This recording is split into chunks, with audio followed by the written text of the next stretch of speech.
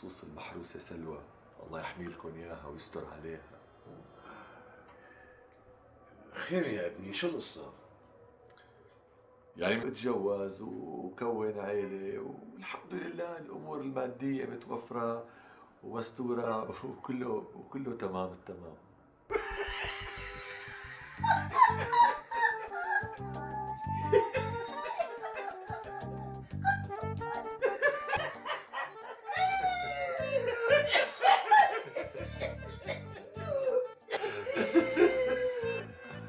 عفوا، ما بعرف إذا حكيت شيء بضحك.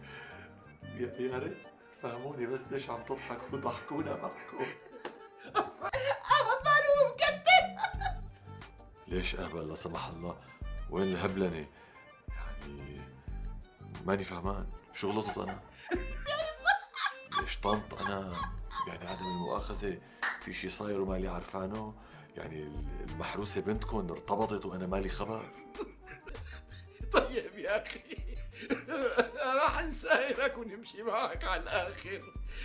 لنفترض أعطيناك بنتنا. يا حبيبي يا طنط، هي المشاكل صارت كتير قديمة. هلا في مشاكل جديدة نازلة على السوق، موضة جديدة.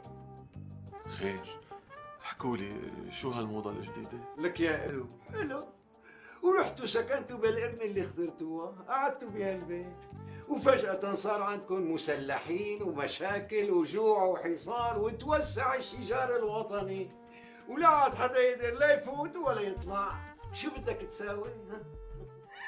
وانقطعت الكهرباء مثل ما بتنقطع بالعادة، وفات عليها أبصر مين حاكم. هلا صايرة الدنيا ما بتعرف مين معك مين ضدك، مين فوق مين تحت.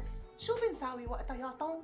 وبنتي قاعدين بهالبيت واجتها هيك قذيفة مورتر أو صاروخ جرام، وقتها شو بنساوي يا طن؟ افترض واحد من هالمتشاجرين جاب المفخخة وصفى تحت البيت وانفجرت هالمفخخة وطار البيت واللي فيه. شو بدك تساوي وين بدك تروح؟ وفجأة قناص من عيد الثانية اجوا عباله هيك يتسلى ويرقع هي رصاصة شو بيقولوا لها دم دم بنص مخها. شو بنساوي وقتها يا طن؟ لك هذا مجنون، اهل يجوزوا بنتنا بهذا الشجار الوطني. والله مزبوط يا عمو، معك حق. وانت كمان عم تحكي درر طنط. يبدو معكم حق وانا مالي منتبه. مزبوط مزبوط فعلا. طلعت اهبل.